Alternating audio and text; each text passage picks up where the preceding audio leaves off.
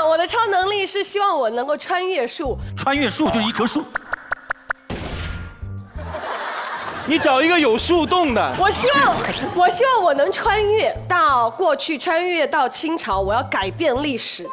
比如说四爷要当皇帝，我就扶死，我就扶14爷登基。那如果你回到过去，你还会不会再跟杜海涛在一起？你万一穿越到过去，你是个美女，杜海涛是个太监，你怎么办？我就希望我穿越到过去，还能当一把皇帝，因为每天都可以翻后宫佳丽的牌子。我们都不知道里面是什么，你翻一个，你翻一个。华妃。皇上极限。皇上，万万不可呀！怎么不可？他被邓将军带走了。邓将军是谁？你别乱说话，掌嘴！皇上选的华妃，你有什么资格说皇上？啊，走！皇上，请便。皇上极限。皇上，您能翻臣妾的牌子，臣妾受宠若惊。那从不从呢？不敢从，我怕后面杜海涛。沈梦辰，你每次只要一玩这个环节，大家就把那个人的名字说出来了。不是，哎，不是还有邓将军吗？华妃翻白眼。华妃是要翻白眼是吧？对。竟然敢翻老娘的牌子！欢宜相伺候着。反正你的就是想穿越。对，我就是想穿越到古代，然后或者是体验一把。你每次说穿越的时候，你不要。那如果说给你选择一次穿越的一个朝代的话，你最想到哪个朝代？石器时代，因为不穿衣服。峰哥，回动物园，快点！来，回去。好，现在说说你最想的。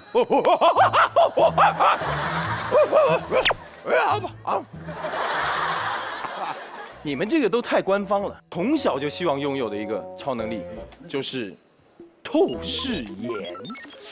哦，你好色情，变态！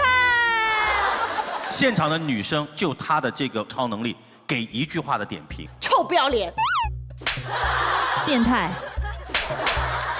你爱干嘛干嘛了。我的透视眼跟别的透视眼不一样，我看的不只是衣服里面的内容，我看的是身体里面的疾病。还是很恶。如果说我看到一个人身体里面有某些疾病的话，我可以帮他治愈。透视能力不等于治愈能力，这就是传说当中的中看不中用。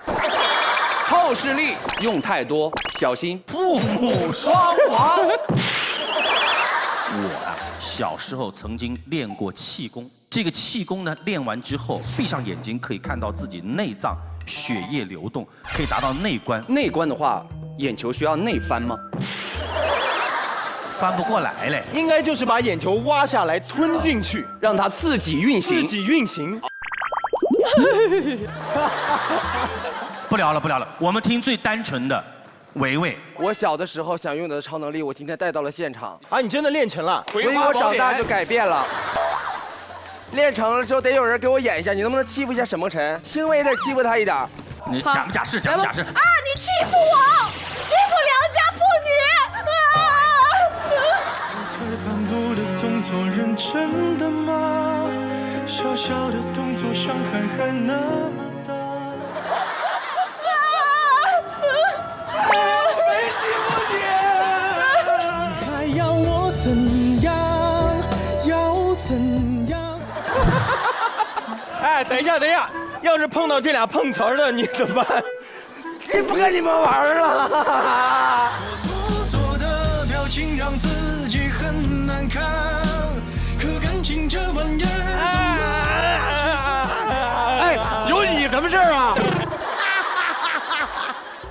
来，姑娘，来，干嘛？跟大爷走一趟。你是谁？你要欺负我？我的词儿，哦天哪，安吉丽娜，这是发生了什么？哦，我我说伙计，你要干嘛？哦呦，看在上帝的份上，大哥告辞。哎，等一下，你别走啊！你是要欺负他吗？我要欺负他。哼，你不知道我是谁吗？我是火星情报局的特工刘维，今天我就要代表正义的化身来惩罚你。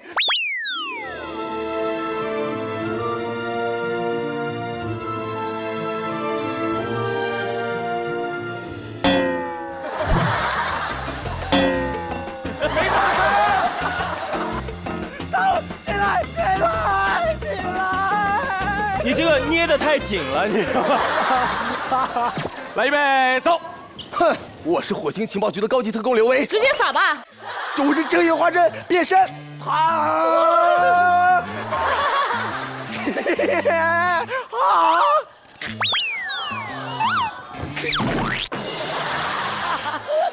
哎，你下跪什么呀？你打不过人家，你也不要跪人家。你不是要救我吗？你为什么跟他跪下？没有，这是一个步骤，救你之前得先这样。然后呢？然后他要害怕，你害怕？哎呀，我好怕哦！哎呀，我好怕，刚刚有个人给我跪下了。Oh no！ 原来你就是传说中的失败的梦。我跟你说，你这一段最精彩的就是刚才扔的这一块，你知道吗？局长，刚才他坐我跟弟弟聊天，我刘伟，你应该好好去演戏，你知道吗？刚才他演完这段话，我突然觉得我错了。啊，没有。之所以喜欢这个超能力，是因为小的时候不是经常买。等一下，弟弟，但是你现在没有什么能力展现给我。对，你刚刚就是展过了下跪的能力。哦，我知道，他这个英雄人物叫什么名字？什么？头皮血侠。聪聪，你有什么想过？就是能变成任何人。你曾经想变成谁？我想变成乐乐姐。你想被韩哥？不是，不要想被韩哥，不是。我变成乐乐姐，我就可以跟韩哥说，哎，我觉得汪聪不错，以后你做节目都带着他。那你为什么不直接变成汪涵呢？对，这样更直接嘛。变性别嘛。变性别，彩儿姐会啊。我刚才突然间想到一个问题啊，就是我们所有想的这些东西啊，会不会有一天真的就实现？因为所有的科幻啊，到了未来真的就有可能会被实现。但是我想，真正的超能力应该是4个字，叫做随遇而安，就是一颗最平常的心。我觉得只要拥有了这种平静、平淡、平和的心情，你就算不拥有超能力，你也会拥有最平静和最干净的我们每个人都期待的生活。我觉得是这样。拍手。那你的提议是什么嘛？啊，我的提议就是大家用自己的超能力捍卫世界和平。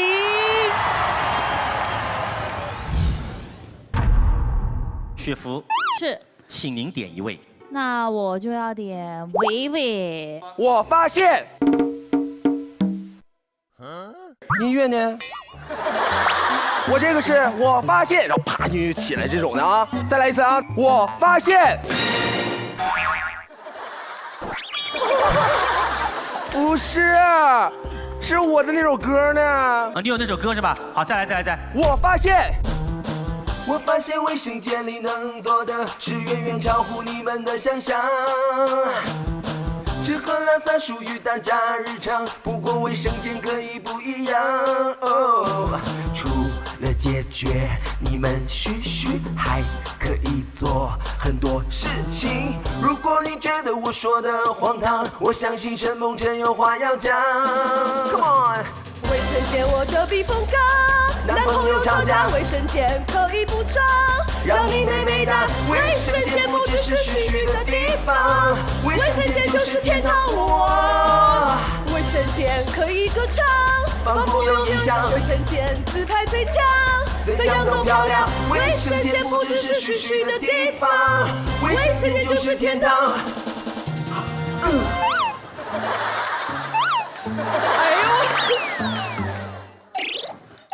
浪奔，没牙签啊！你的提案是什么来着？卫生间才是真正的天堂。有吗？卫生间对于女生来说就是自拍的天堂啊！为什么？因为卫生间的灯光是最暖的，然后你的背景也是最干净的，还有一面大镜子，可以就是各种摆妖娆的那个身材。背景是个马桶啊？不是，你看，哎呀，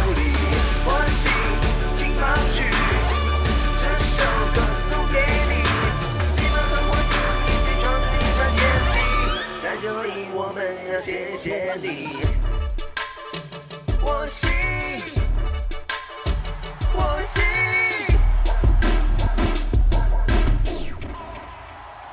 我紧紧抱去。接下来我们现场的初级特工 KK 来进行提案。我发现每个人掩饰紧张的方式都不同。当人们紧张的时候，大脑呢就会发出信号，通过一些动作呢来缓解自己的紧张情绪。像我呢，最有效的方法呢就是呐喊。哦，大家一起呐喊一下吧。1、2、3。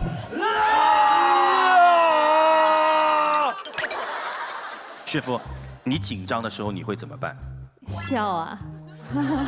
就是我每次在聊着聊着，哎，等等，哎，雪芙，耶！你最紧张的事情是什么事？就做节目之后突然间被我 Q。雪芙，我记得有一次要上台，我全部都忘记我要讲什么了。那然后呢？笑啊，笑啊。各位来宾，就这样吗？前锋有过一次，当时呢是跨年演唱会，对，这边是快乐家族，对，这边天天天兄弟兄弟，现场几万人，前锋只有一句词，拿着台本，隔这么近，然后念错了词，我们在心里笑，对，但是呢，大本营的朋友呢，就是没有兜住，笑了一下，当时前锋就。做完之后回到房间，我觉得我快不行了，他快不行了，然后跟我发个短信，韩哥，我现在叫了救护车。真的假的？后来大概半个多小时之后跟我发来一条信息，我打开一看，刚做了脑部 CT，是，请问这费用能报吗？前锋，你碰到紧张的时候，你会做件什么？因为我有荧幕初吻那个时候。哦，那你应该很期待啊！不是期待，是真的很紧张，因为我在这方面的经验很少嘛，所以在拍一场亲吻戏的时候，我很紧张。然后就在这个时候，我们导演非常亲切，当时我永远记得他穿了一件红色的马甲，递了一瓶农夫山泉给我。当时我看他真的就像大自然的搬运工一样。他说：“小伙子，喝一口水能够缓解紧张。”我就喝了一口农夫山泉，哎，真的有点甜，然后就亲得非常的好，亲得非常的好。雪芙拍过吻戏吗？有。那你会不会紧张拍吻戏？会啊，会紧张啊。那你会怎么办消除紧张？笑吗？对着他笑。哎，等一下，你吻到一半会笑吗？会笑场，但是等到正式开始的时候，就会很认真的去想，就是要怎么亲得美。亲得帅，亲得好看，就不会紧张了。你们两个演一个。哈，我先喝水好了。好，你们两个演一个，演一个，演一个，演一个，演一个，演一个。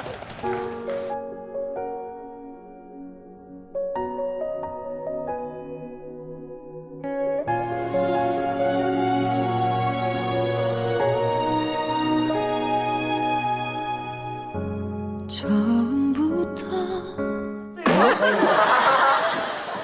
我们刚才得到一个最好的解决紧张的方式，就是喝农夫山泉。其实人之所以会紧张，说白了就是想太多，其实也出不了多大的事儿，因为人生最大的事其实就是面对我们最后的那一刻。你说错一句话或者失去继续工作，其实对你来说没有多大的问题。如果是这样一种心态的话，我想你紧张的这种可能性会小很多。接下来，彩儿，你再点一个。就你了。我发现，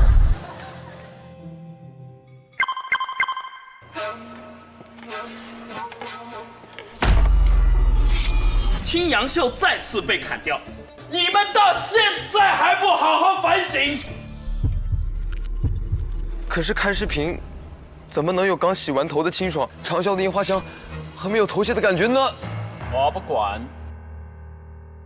反正就是要。ABCD 是一个正方形，且 EF 是。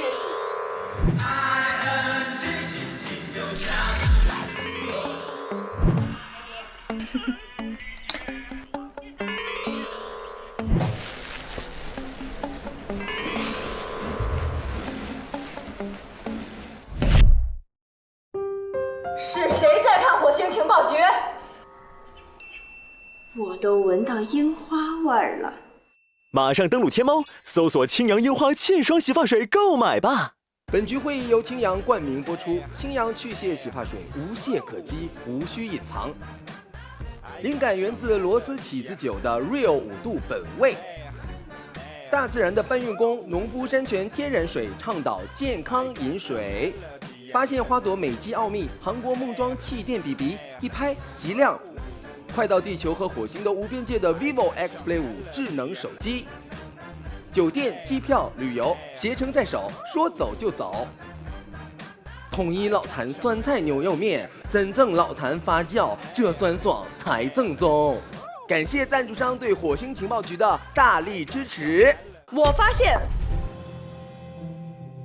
每个人活到这么大都不容易啊，因为小的时候对这个世界都充满了好奇，所以经常会做一些匪夷所思的事情。哦，先大家看一段 VCR。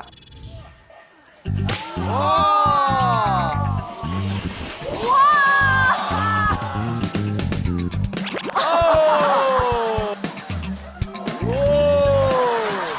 刚刚我们看到都是长大以后，小的时候更恐怖。你干过什么这样的事儿？我爬过避雷针啊，那个避雷针在我们家的楼顶，然后房子下面就是悬崖，没有任何的保护，我爬在上面去了。你是烤串吗？这是。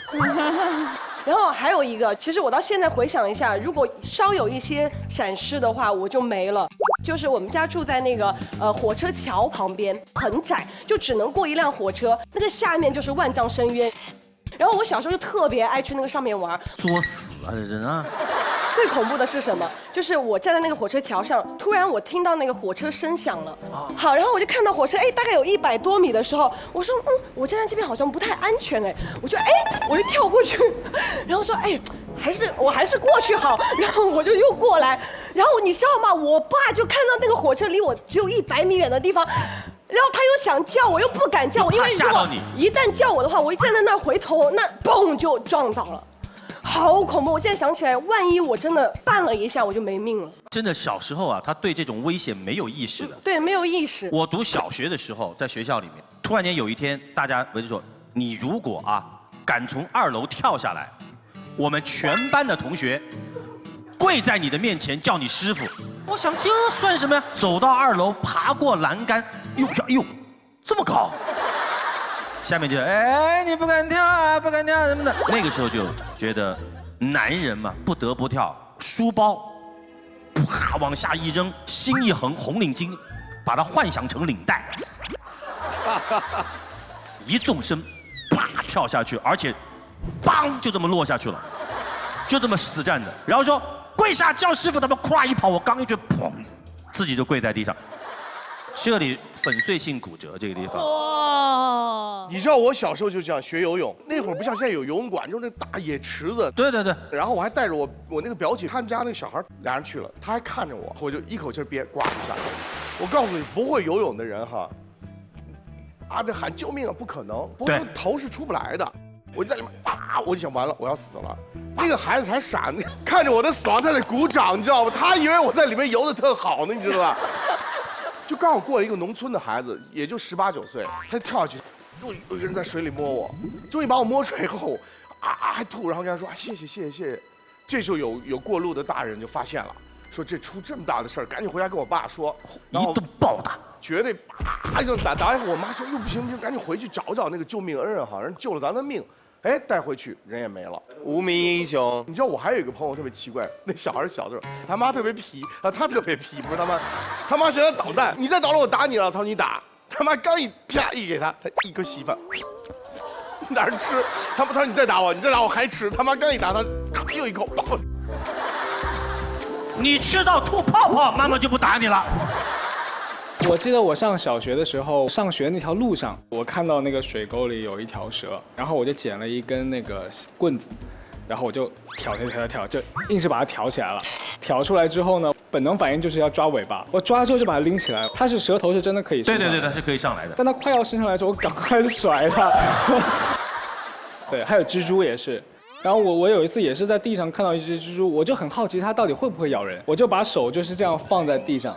然后那个蜘蛛就会顺着我的手就一点一点就往我手上爬，但是它并没有咬我，然后我就不怕了，我就站起来，然后把手就拿，就看那个蜘蛛在我手上一直在缠，它的吐丝，它想把你包起来吃掉。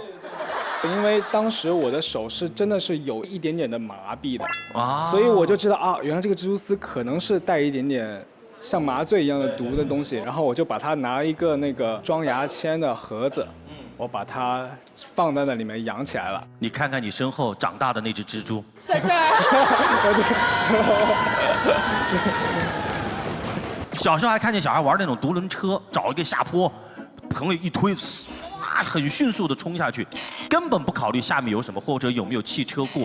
我就玩过，但我玩的不是以前小时候玩那种独轮车，是现在出的那种带电的那种。当时买它的时候，它是说被称为全世界最快的独轮车，20-30码吧。但是20-30码可能开车觉得不快，但是其实如果是骑摩托车，你们可能就能感觉到它是很快的。我有一次就在公园里玩，突然那个独轮车走了一个有坑的地方，我人就飞出去了。哦，我先飞大概有个5-6米左右，掉到地上之后再滑出去了好几米，对，然后摔到我整个人当时还蛮严重的。好心痛哦！好危险哦！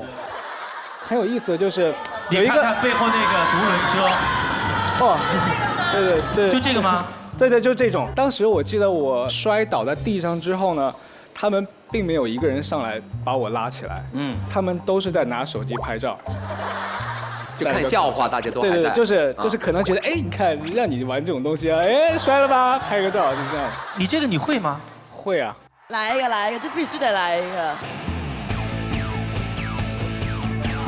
小心啊，这个距离，哇！这好危险啊！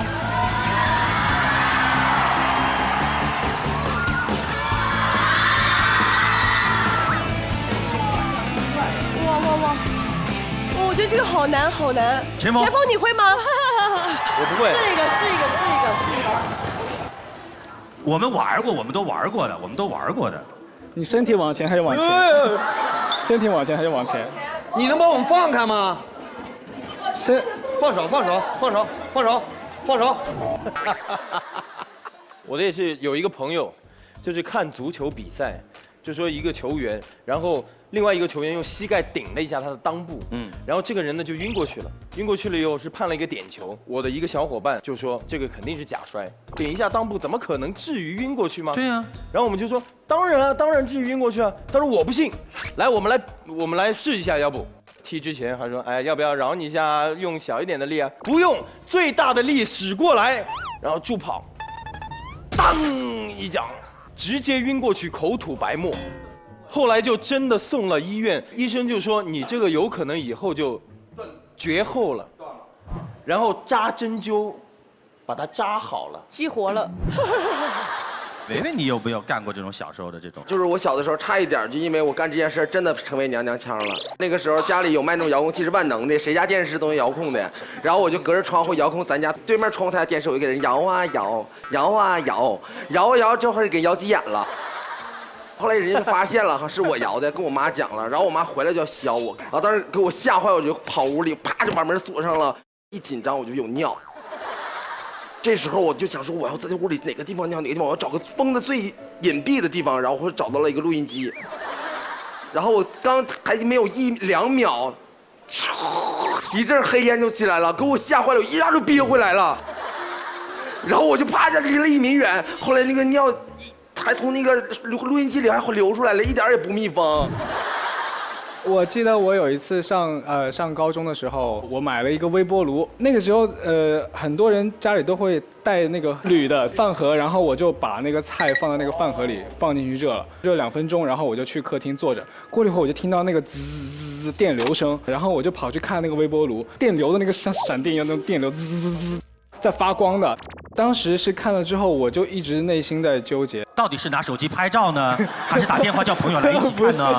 是我要不要把它给关掉？因为我不知道它会不会爆炸，但是我纠结了将近1分钟，后来我还是决定赶快去跑去把它关了。我们的所有的远程特工啊，千万不要因为花花讲了这个，你想看到这个场景，就在家里的微波炉里面试，特别是看这一段的小朋友。千万不要，因为很危险。对对对，很危险。我翻过车，冬天呢上山，已经看见路上面有薄薄的冰了，觉得自己肯定可以开下去，结果车打滑了，方向盘你自己控制不了了，直接悬崖唰啊！我当时第一反应，手非常紧的抓着方向盘，形成一个三角形。刚好我冲下去的时候，有2棵碗口大的树，把我的车架在那个地方了，没下去，看一下悬崖。马上汽车熄火，第一是不能再转，第二是怕那个油啊漏出来以后，它继续还有火花会爆嘛，啪马上一下看这边没有问题，再看这边挺高的，然后手在这边一摸，拿出一瓶农夫山泉，我打开喝了一口，发现有点甜，然后我就自己从这边爬上去了，然后给家人打电话，听好了啊，人没事儿，车掉山底下去了。然后我的岳父上来以后，一看车这么深，然后从头摸我的头身上，看有没有出问题。好，接下来是这样的，我们来看看薛之谦，到底他小时候遇到过什么样的事情，能够让他活到今天，好不好？我们请看一下。当时我在游泳，我在我身上绑了一块石头，因为我班里的同学说，既然你可以背着班里的女同学游泳，这么嚣张，那你绑一块石头。应该也没什么大问题，要面子的我就真的绑了。那次我溺水了，但是在这里我要告诉大家一个小秘密：电视里所有演的那些溺水的人可以在水里叫救命的，全是假的。因为当你真正溺水的时候，你是不可能叫出声音的，只有水到你喉咙口就你当时活下来的唯一希望就是把整片海喝干，除此之外别无他法。我觉得小时候的作死呢，是因为不懂。长大的作死呢，是因为自己太过于自信了。其实我觉得出问题最关键还是缺少一种敬畏心，觉得自己可以驾驭。你觉得你喝完酒之后，你完全可以操控这个汽车，结果你忘了，你根本控制不了自己，咣撞了。所以我们还是要呼吁大家，就是在自己的生活当中，还是要注意安全。好，梦辰，你的提议是什么？所以我提议。经常分享一些离奇的受伤经历，可以降低成长的风险。我觉得必须要通过。本节目由灵感源自螺丝起子酒的 Real 5度本味特约播出。本节目由大自然的搬运工农夫山泉特约播出。本节目由统一老坛酸菜牛肉面真正老坛发酵这酸爽才正宗赞助播出。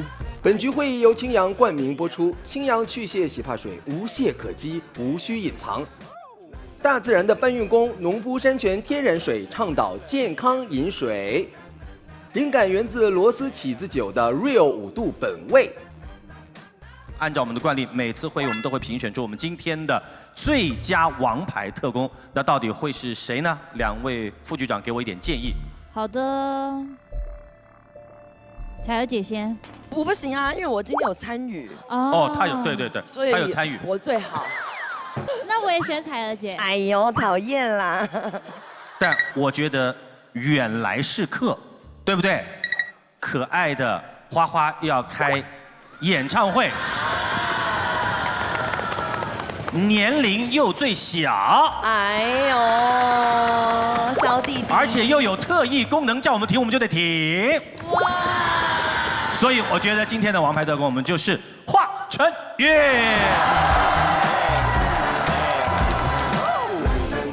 我提案。你提，我喜欢听你提案。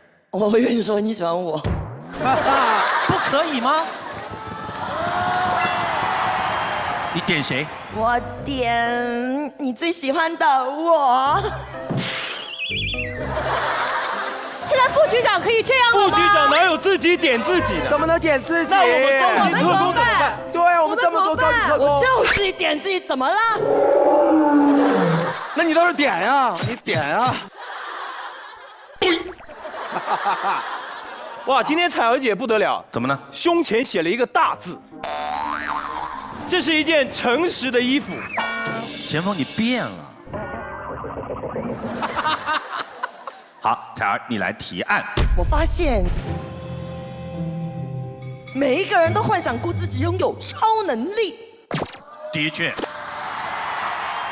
每个人都幻想过自己拥有超能力。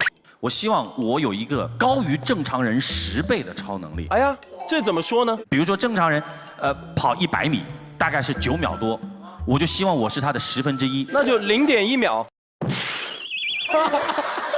9秒多的1/10怎么是0点？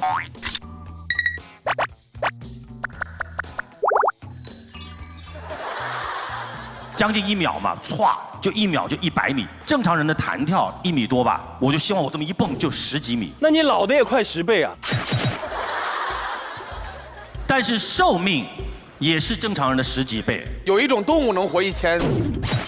坏蛋，这个超能力恐怕是很难获得。 是啊，特别说要幻想嘛。因为从超级英雄的历史来看的话啊，想要获得这种体能上异于常人的能力，必须要父母双亡。我随便举一下例子，比方说，你考虑一下再说，看看我的神情。我没有查到资料。我知道你本来准备查百度的，后来一想百度也不靠谱，对不对？浩哥，您有没有幻想过？觉得我最想幻想就是我不劳而获，变钱都不用变。 变都是劳动，我以为打个响指什么出来钱，打个响指都太累。冥想可以吗？冥想，冥想都烧脑。不劳而获的意思就是从上面往下面掉钱，还是从下面往上面涨钱？就是我不用干了，我就有钱花就 OK 了。有多少钱算是有钱？别谈钱，多俗不可耐。够吃饭，够玩就 OK 了吧？够玩什么？ 想玩什么玩什么，想玩什么玩什么。不劳而获算是超能力吗？应该也不算吧。只要你能扛饿，你能躺那躺半天。彩儿，你最想拥有什么样的？我觉得啊，因为我虽然就是长得这么漂亮，然后就是，其实我的内心是一个男人。那山鸡哥在家里就是一个你。不要讲话。 而且是个大男人。我有个大字，你看到？我如果有超能力，我希望可以在我控制的情况之下，随时变男变女。哇！啥时候变男？啥时候变女 ？Well， 这个其实是有实用性的，就是可变男可变女。你比方说公众场合，女生的洗手间会比男生的洗手间要挤。所以这个时候想变男的就站着尿。小马，你怎么都了解那么清楚？我是从实用性来考虑。你呢？你的超能力是念力，靠意念移动东西。对，但是我想的不是移动，是变大变小。你要把什么东西变大，把什么东西变小？这是他的心愿啊！花花，你想过你拥有什么样的超能力吗？我想的是能够控制时间。比如说和自己心爱的人在一起的时候，就希望那个时间停止，是吗？是吗？对。哦，那是谁呢？没有。当你在上课的时候，老师过来看你不顺眼，拿个书本正指标拍你那一瞬间按个暂停，然后呢？然后再把那个书本赶快换成一个什么别的东西，然后躲在一边打空了，怎么样？或者是还可以赚钱，你可以去参加拳击比赛，当他一个拳打过来就停掉，然后赶快把他暴打一顿。但是花花，我想问，你是停掉他一个人，还是停掉全世界？所有人，否则不都旁边的人都看着你打他，那些人。花花，从这一刻开始，你任意时间喊停，我们全场所有人停啊！对，整期节目给你3次机会，你自己停。我是活的。哇，他不眨眼的，真的没有眨眼的。好，30秒钟到了啊！还有时间规定的。你以为一直停到节目录完呢？节目录完之后。OK， 节目录完之后，浩哥的愿望就实现了。